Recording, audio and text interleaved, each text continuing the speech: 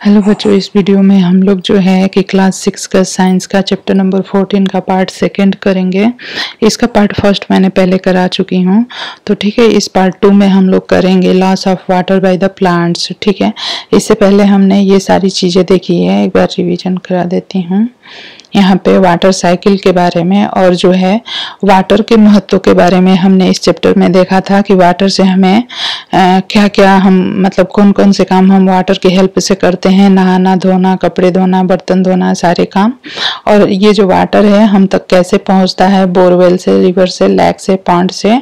और जो है कि ओशियन में बहुत ही ज़्यादा अमाउंट ऑफ वाटर है। अर्थ के जो है मीन्स कि 3 हिस्से पे पानी है और एक हिस्से पे क्या है कि अर्थ है, ठीक है, भूमि है। तो इस तरह से हमने ये सारी चीजें देखी। फिर वाटर साइकिल के बारे में देखा कि ये जो पॉन्ड और लेक से हम वाटर को लेके अपने शहरों और घरों तक पहुंचाते हैं, उनमें वाटर कहाँ से आता है। तो ये सारी चीजें हमने वाटर साइकिल में देखी। अब यहाँ पे हम पढ़ेंगे loss of water by the plants. तो प्लांट्स जो है अपना वाटर कैसे लॉस करते हैं। You have learned in chapter 7 that plants need water to grow. तो बच्चों ये सबको पता है कि कोई भी प्लांट जो ग्रो होता है उसको जो है अपने ग्रोथ के लिए वाटर की जरूरत होती है। और वो वाटर की हेल्प से, और उसके अंदर कुछ पिगमेंट होते हैं प्लांट के अंदर, और सनलाइट और एयर की CO2 को लेके जो है प्लांट क्या करता है, अपना भोजन बनाता है। Boojho has been reading about the transpiration. He asked himself how much water is lost through the transpiration by wheat plant that give us 1 kilogram of the wheat. He found out that this is nearly the 500 liters.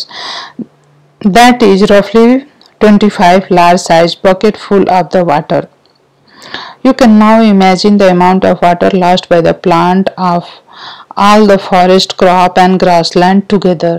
Means कि बुजो ने ये जानना चाहा कि जो हमें wheat की जो क्रॉप है वो जो है मीन्स कि जितनी वीट की क्रॉप से हमें 10 kg ऑफ वीट मिलते हैं, तो उन सारे प्लांट को ग्रो होने के लिए और अपना भोजन बनाने के लिए अपनी पूरी लाइफ साइकिल में कितना वाटर वो यूज करते हैं। तो यहाँ पे हम देख सकते हैं कि 500 लीटर जो है ये क्रॉप वीट यूज करते हैं। तो इस तरह से आप इमेजिन कर सकते हैं कि कितना वाटर जो है कि बाकी क्रॉप्स और गार्डन और जो भी हम ग्रो करते हैं प्लांट्स, उनके द्वारा कितना ज़्यादा वाटर यूज किया जाता होगा, ठीक है। How are cloud forms. तो यहाँ पे हम देखेंगे कि क्लाउड जो है, बादल जो है कैसे बनते हैं, और इसके लिए हम एक एक्टिविटी करेंगे। इसके माध्यम से समझना थोड़ा आसान रहेगा। यहाँ पे क्या है कि एक ग्लास लेंगे, इसमें हम वाटर लेंगे और इसके अंदर जो है कि हम आइस डालेंगे, ठीक है। इससे पहले हम ग्लास के आउटर सरफेस को, यह जो है कांच की ग्लास है, इससे पहले हम कांच के ग्लास के आउटर सरफेस को कपड़े से अच्छी तरह से पोंछ के कॉटन कपड़े से सुखा देंगे, ठीक है। और 1-2 मिनट के बाद ही हम देखते हैं कि ग्लास का जो सरफेस है, आउटर सरफेस पे हमें वाटर की ड्रॉपलेट दिखती है। तो ये जो ड्रॉपलेट होती है वाटर की, ये जो है कि एयर में जो वाटर होता है, वो वाटर का जब टेम्परेचर जो है वो एयर में जो है वाटर वो वेपर के रूप में होता है, क्योंकि एयर में हीट होती है और इसलिए उसका जो वेपर जो वाटर है वेपर के रूप में रहता है। लेकिन ग्लास के सरफेस पे जो एयर है, ठीक है, ग्लास के आउटर सरफेस पे जो एयर है वो जो है ग्लास के संपर्क में आने से ठंडी हो जाती है, क्योंकि ग्लास में हमने आइस को डाला है, ठीक है। तो उससे क्या होता है कि आउटर सरफेस पे ग्लास के जो एयर है वो कूल हो जाती है, और इसलिए उस जो एयर में वाटर है वेपर के रूप में वो कंडेंस होकर वाटर ड्रॉपलेट बना लेता है, और ग्लास के आउटर सरफेस पे हमें वाटर के बहुत सारे ड्रॉपलेट देखने को मिलते हैं। तो इस तरह से जो है कि कंडेंसेशन होके एयर की वाटर को हम कंडेंसेशन करके वाटर में कन्वर्ट कर सकते हैं। पहली has noticed due on leaves of the grasses on winter morning. Did you notice something similar on the leaves or the metal surface like iron grills and gates on a cold morning? Is this also due to condensation? Do you see the happening on a hot summer morning? So this happening on hot summer morning. तो बच्चों, क्योंकि winter के season में जब बहुत ही ज़्यादा ठंड होती है, तो जब हम सुबह उठते हैं तो हम देखते हैं कि चारों तरफ हमारे जो क्रॉप्स होती है, पेड़ पौधे और आयरन के जो भी गेट वगैरह होते हैं, तो वहाँ पे हमें बहुत सारे वाटर के ड्रॉपलेट दिखते हैं।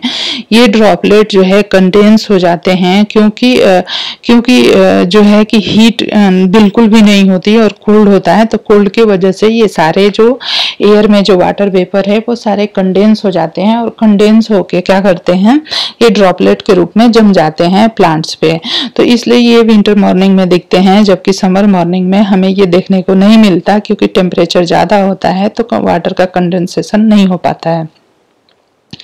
अब जो है क्लाउड का बनना हम इस तरह से बहुत ही आसानी से समझ सकते हैं, क्योंकि गर्मियों के दिनों में या बारिश के दिनों में क्या होता है, उससे पहले भी जब हीट पड़ती है वाटर सरफेस पे और जितने भी ओशियन है, तो उस पे हीट जब पड़ती है तो वाटर जो है वेपर के रूप में कन्वर्ट हो जाता है, और यह क्लाउड जो ये वाटर वेपर जो है ऊपर उठती जाती है, और जैसे ही कुछ ऊंचाई पे जाती है एयर में, तो जो है कि वहां पे टेम्परेचर कम होने लगता है, और जब टेम्परेचर कम होता है तो वो कंडेंस होने लगती है, और कंडेंस होके जो है कि ये क्लाउड बादल बनाती है। Boojho has notice fog near the ground in the winter morning. He wonder if this is also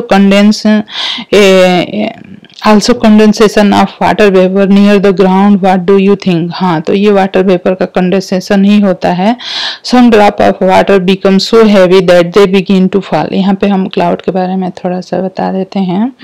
the process of condensation play an important role in bringing water back to the surface of earth. How does it happen? As we go higher from the surface of the earth, it gets cooler. When the air moves up, it gets cooler and cooler. At sufficient height, the air becomes so cool that the water vapor present in it condenses to form tiny droplets of water called droplets. It is these tiny droplets that remain floating in air and appear to us as cloud. ठीक है, तो कुछ height पे जाके ये जो है water droplet condense होके ये जो है क्लाउड बना लेती है। It so happens that many droplets of the water come together to form large size drops of the water. Some drop of the water become so heavy that they begin to fall. These falling water droplets are what we call rain. In a special condition, it may also fall on the hail or the snow. और किसी किसी condition में यह जो है snow के रूप में गिरती है, ये भी जो है कंडेंसेशन ही होता है। Thus, water in the form of the vapor goes into air by the evaporation and transpiration from cloud and then come back to the ground as rain, hail or the snow. Back to the ocean. अब हम ocean पे चलते हैं। What happened to the water that rain and the snow bring to the different region of the earth? Almost all land surface are above the level of the ocean. Most of the water that fall on the land rain and snow sooner or later goes back to the ocean. This happen in many ways. ठीक है, तो हमारी धरती पे जो भी बारिश होती है, तो ये बारिश का पानी जो होता है धरती से जाके ओशियन में ही जाके कहीं ना कहीं से मिल जाता है। Snow in the mountain melt into the water. जो माउंटेन होते हैं, स्नोई माउंटेन होते हैं जहाँ पे कि स्नो होता है, वो भी मेल्ट होके और उनका वाटर भी ओशियन में ही जाके मिलता है। This water flow down to the mountain in the form of stream and river. Some of the water that fall on the land as rain also flow in the form of the river and stream. Most of the river cover long distance on land and ultimately fall into a sea or an ocean. However water of some river flow into lakes. ठीक है, rain water flow down in the form of stream and river. The rain water also fills up the lakes and pond. A part of the rain water get absorbed by the ground and seems to disappear in the soil. Some of this water is brought back to the air by the process of evaporation and transpiration. The rest seeps into the ground. Most of this water become available to us as ground water. तो जब ये rain water होता है ना, तो ये तो ocean में फ्लो होके रिवर के थ्रू चला जाता है। जो माउंटेन्स पे जो स्नो मेल्ट होती है वो भी जो है स्ट्रीम के थ्रू जाके लास्ट में ओशियन में मिल जाती है। रेन वाटर जो होता है वो जो है लेक्स में, रिवर्स में, सब पॉन्ड में भर जाता है और कुछ तो जो है कि मिट्टी के द्वारा एब्जॉर्ब होकर नीचे ग्राउंड लेवल पे चला जाता है, जिसको ग्राउंड वाटर कहते हैं। Open wells are fed by the ground water, ठीक है। और ये ग्राउंड वाटर को हम जो है बोरवेल के थ्रू इंजन लगा के निकालते हैं अपने यूज के लिए पानी को। Ground water is the source for the many lake as well. It is also this groundwater which is drawn by a hand pump or the tubewell, ठीक है। तो हैंड पंप से या ट्यूबवेल से जो पानी हम निकालते हैं ग्राउंड से वो भी ग्राउंड वाटर ही होता है। बहुत सारे लेक और वेल जो है ऐसे होते हैं जहाँ पे कि ग्राउंड वाटर जो है, ग्राउंड वाटर का कोई तो छोटा पोर खुलता है, वहाँ से वो वाटर निकलता है, ठीक है। तो इस तरह से ग्राउंड वाटर से ही हम फ्रेश वाटर या मीठा पानी प्राप्त करते हैं, ठीक है। The loss in the level of ground water due to the over use is worrisome, ठीक है। और ग्राउंड वाटर में कमी जब होती है तो क्योंकि ग्राउंड वाटर जो होता है वो मीठा पानी होता है और वही हमारे यूज का होता है, उसी का हम यूज करते हैं नहाने के लिए और खाना बनाने के लिए और पीने के लिए और कपड़ों को धोने के लिए, ठीक है। तो जब ग्राउंड वाटर में कमी आती है तो यह जो है एक चिंता का विषय है। Paheli want to share a concern with you in those areas where the land has little or no vegetation, the rainwater flow away quickly, ठीक है। कोई कोई भूमि की ऐसी एरिया भी है जहाँ पे कि वेजिटेशन नहीं होता क्योंकि वहाँ पे वाटर नहीं होता, क्योंकि वहाँ की मिट्टी में जो है वाटर धारण करने की क्षमता बहुत कम होती है। Flowing rain water also take the top layer of the soil away with it, ठीक है। और फ्लोइंग जो वाटर होता है ना, वो रेन वाटर वो जो है अपने साथ मिट्टी की जो ऊपरी सतह होती है उसको भी बहा के ले जाता है। There are few area where most of the land is covered with concrete, this reduces the seepage of rain water into the ground which ultimately affect the availability of the ground water. तो यहाँ पे हम देख लेंगे ground water के बारे में। Now we know that the water brought back to the surface of the earth by rain, hail or snow goes back to the ocean, thus the water from the ocean and surface of the earth goes into air as vapor, returns as rain, hail and snow and finally goes back to the ocean। तो बच्चों यहाँ पे आपको यह जो है water cycle बहुत ही what if it rain heavily, तो बच्चों यहाँ पे आपको ये साइकिल बहुत अच्छे से समझ में आ गई होगी कि जब बारिश होती है तो माउंटेन्स से होते हुए, रिवर से होते हुए और ओशियन से, और जो भूमि है वहाँ का जल, सारा जल जो है, या फिर ओशियन माउंटेन पे जो स्नो मेल्ट होती है वो सारा जल जो है नदियों के थ्रू होते हुए जाके लास्ट में जो है कि ओशियन में ही मिलता है और ओशियन में मिल जाता है। और जब धूप के दिन होते हैं, धूप होती है, तो उसमें क्या होता है कि ओशियन के सरफेस से और ग्राउंड के मींस की भूमि के सरफेस से जो वाटर इवेपोरेट होते हैं वो जाके आसमान में जो है कि क्लाउड बनाते हैं और वही क्लाउड जो है फिर जो है बारिश होती है और हमें ये वाटर मिलते हैं। तो हमें जो है ये वाटर जो है फाइनली जो है इसके साइकिल समझ में आ गई होगी, क्योंकि जो है कि जो लेक में या पॉन्ड में जो वाटर होता है वो भी जो है हमें साइकिल के थ्रू ही मिलता है, क्योंकि जो वाटर रेन के थ्रू लेक में इकट्ठे होते हैं उसका सोर्स कभी कभी रेन वाटर होता है और कभी कभी जो होता है ग्राउंड वाटर होता है। What if it rain heavily, और अगर बहुत ज्यादा बारिश होती है तो क्या होता है, जब बहुत ज्यादा बारिश होती है तो पता है कि हमारे रास्ते जो जिनके थ्रू कि हम अपने काम को जाते हैं या फिर हॉस्पिटल जाते हैं या फिर अपने मार्केट जाते हैं, उन रास्तों पे बहुत सारी पानी भर जाता है, फ्लडी सिचुएशन हो जाती है। उसमें क्या होता है, जितने भी क्रॉप फील्ड्स हैं वहाँ पे कुछ तो फसलें होती है जो कि बहुत ज़्यादा वाटर को सहन कर सकती है और उसके बावजूद ग्रो होती है, लेकिन बहुत सारी फसल ऐसी होती है जो कि रेन बहुत ज़्यादा वाटर की वजह से सड़ जाती है, गल जाती है और इसलिए अनाज की भी कमी हो जाती है। तो फ्लड जो है कि हमारे क्रॉप्स को नुकसान पहुंचाते हैं, हमारे घरों को नुकसान पहुंचाते हैं। लेकिन अगर ये रेन जो है कि एक लिमिटेड अमाउंट में हो तब ये हमारे लिए बहुत ही ज़्यादा फायदेमंद होते हैं, लेकिन जब ये रेन बहुत ज़्यादा अमाउंट में होती है जो कि फ्लडी सिचुएशन क्रिएट करती है तो उस सिचुएशन में ये हमारे लिए बहुत सारे तरह की नुकसान करती है। जैसे कि बहुत सारे जो है कि इन्फेक्शियस डिजीजेज पैदा होते हैं, क्रॉप्स का भी नुकसान हो जाता है। In our country most of the rainfall occur during the monsoon season. Rain bring relief specially after hot summer days. The sowing of the many crop depend on the arrival of the monsoon. जैसे कि पता होगा कि हमारे देश में बहुत सारे क्रॉप जो है तभी बोई जाती है जबकि बारिश का सीजन आता है। और यहाँ पे इस फोटो में आप समझ सकते हैं कि यहाँ पे ये क्लाउड है और कैसे यहाँ से बारिश हो रही है। तो कुछ तो वाटर यहाँ पे ये ग्राउंड वाटर के लेवल तक सीप होके चला जा रहा है और ये लेक में है, ये ओशियन है और यहाँ पे इस तरह से लेक या पॉन्ड जो भी है, तो यहाँ से भी कुछ जो है ये इवेपोरेट होके वाटर जो है ऐसे जाके क्लाउड बनाते हैं। ये क्लाउड यहाँ पे इस तरह से बारिश हो रही है। तो यहाँ पे ये पूरी साइकिल को समझाया गया है, वाटर साइकिल को किस तरह से होती है। यहाँ पे हम ये देखेंगे कि जब हेवी रेनफॉल होता है scene of the flooded area, तो rain may lead to the rise in the level of the water in the river, lakes and pond. The water may then spread over large area causing the flood. The crop field, forest, village and cities may get submerged by the water. In our country flood, तो क्या होता है कि जब बहुत ज्यादा बारिश होती है, फ्लडी सिचुएशन होता है, तो उसमें क्या होता है कि हमारी क्रॉप फील्ड और फॉरेस्ट और विलेज और सिटी के कुछ एरिया जो है वाटर में जो है सबमर्ज हो जाते हैं।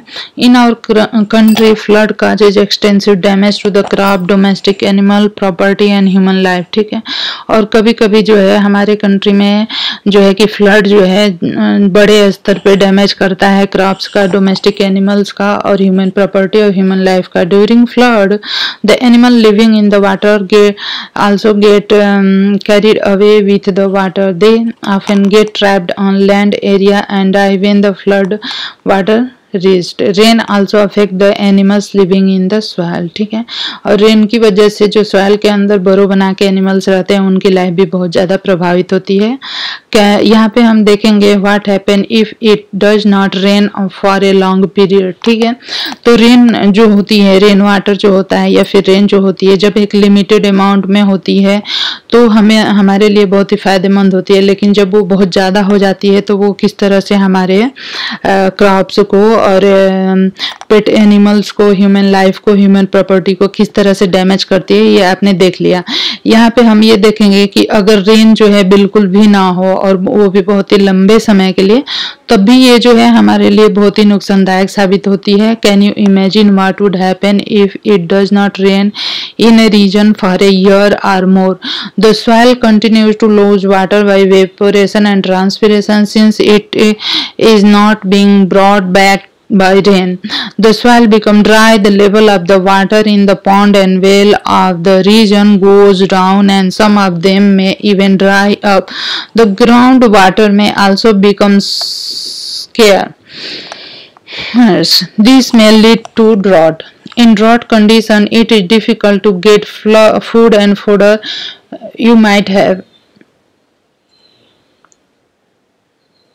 heard about drought occurring in some part of our country of the world. Are you aware of difficulties faced by the people living in this area? What happened to the animal and the vegetation in this condition? Try and find out about this by talking to your parent and neighbors. ठीक है, तो यहाँ पे ये बात भी समझ आ जाती है how can we conserve water. ठीक है, तो अगर लंबे समय तक पानी नहीं होता है तो उस समय क्या होता है कि हमारी जो क्रॉप्स है वो ग्रो नहीं कर पाती है और हमारे एनिमल्स को प्रॉपर पानी नहीं मिल पाता है और जो भी प्लांट्स है वो भी ग्रो नहीं हो पाते हैं। तो इस तरह से भी हमारे फूड और फोडर में कमी आती है। तो ये भी जो है हमारे लिए बहुत ही नुकसानदायक साबित होता है। नेक्स्ट है, हम देखेंगे how can we conserve water. हम वाटर को कैसे बचा सकते हैं। Only a small fraction of the water available on the earth is fit for use of the plant, animal and human. जैसे कि आपको पता है कि धरती पे जो है कि 3 भाग पानी है और 1 भाग ही भूमि है, लेकिन इस पानी का बहुत ही थोड़ा हिस्सा ही हमारे यूज का होता है, एनिमल्स के यूज का होता है और प्लांट्स के यूज का होता है। Most of the water is in the ocean and it can not be use directly. When the level of the ground water decreases drastically this can not be used by any more. The total amount of the water on earth remain the same but the water available for use is very limited and decreasing with overuse. The demand for water is increasing day by day. The number of people using water is increasing with rising population. In many cities, long queue for the collection of water or come sites. Also, more and more water being used for producing food and by industry. These factors are leading to storage of water in many parts of the world. Hence it is very important that water is used carefully. ठीक है, तो यहाँ पे हमने ये देखा कि हम जो है वाटर को कैसे कंजर्व कर सकते हैं। जैसे जैसे ह्यूमन की पॉपुलेशन बढ़ती जा रही है तो वाटर की जो हमारे यूज का वाटर है उसकी खपत भी बढ़ती जा रही है और इस तरह से हमें जो है कई बार वाटर की कमी का सामना करना पड़ता है जो कि बहुत ही पेनफुल होता है। तो इसलिए हमें जो है वाटर को जो है कि बचा के रखना चाहिए और यूज करना चाहिए।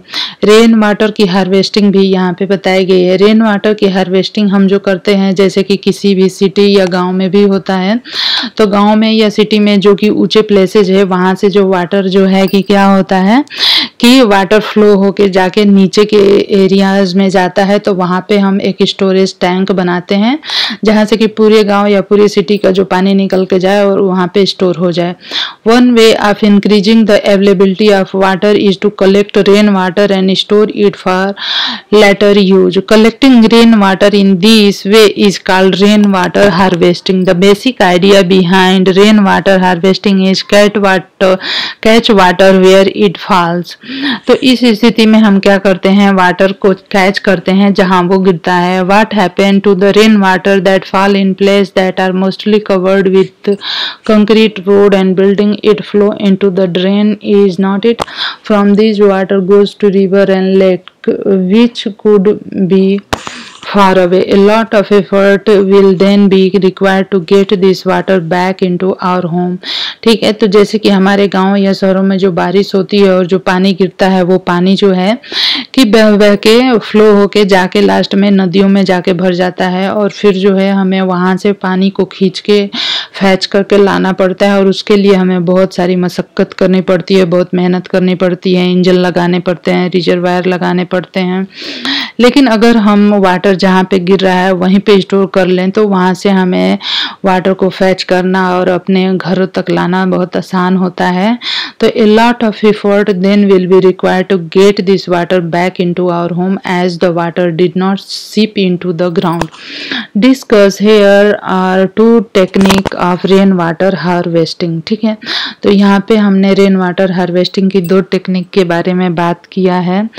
पहला है roof top rain water harvesting. In this system the rain water is collected from the roof top of a storage tank through pipes.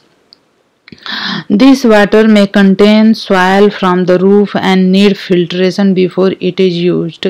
Instead of collecting rainwater in the tank, the pipe can go directly into the pit in the ground. ठीक है, तो जितने भी buildings होते हैं उसके ऊपर जो रूफ है वहाँ पे वाटर जो गिरता है उसको पाइप के थ्रू हम ले आके जो है एक पिट में एक गड्ढा बनाते हैं सीमेंटेड और उसमें रखते हैं. ठीक है, filtering before it is. Instead of collecting rain water in the tank, the pipes can go directly into a pit into the ground. This then seep into the soil to refill the ground water. ठीक है, तो कभी कभी तो हम इस water को जो है कि वाटर को जो है कि भूमि में पिट बनाते हैं और उसमें स्टोर करते हैं. तो वहां से वो जो है कि ग्राउंड वाटर तक चला जाता है ये वाटर और वहां से फिर जो है हम ग्राउंड वाटर को जैसे कि बोरवेल के थ्रू या फिर हैंडपंप के थ्रू खींचते हैं. दूसरा तरीका है another option is to allow water to go into the ground directly from the road side drains that collect rain water. ठीक है, और कुछ ड्रेन बने होते हैं रोड साइड पे जो कि जो है वाटर को कलेक्ट करते हैं और एक जगह इकट्ठा करते हैं. तो इस तरह से हम रेन वाटर की हार्वेस्टिंग कर सकते हैं, जो कि हमारे यूज में आ सकता है। ठीक है, तो यहाँ पे जो था ये वाटर चैप्टर में हमने वाटर साइकिल और water harvesting, rain water harvesting और फ्लड की सिचुएशन देखी, और फिर ये भी देखा कि कब वाटर जो है की कमी हो जाती है तब हमें क्या क्या सिचुएशंस फेस करनी पड़ती है। तो अगर आपको मेरा वीडियो पसंद आता है तो ज़रूर से सब्सक्राइब करें, लाइक करें और शेयर करें मेरे वीडियो को। धन्यवाद। अगले वीडियो में हम जो है इसकी एक्सरसाइज कराने वाले हैं।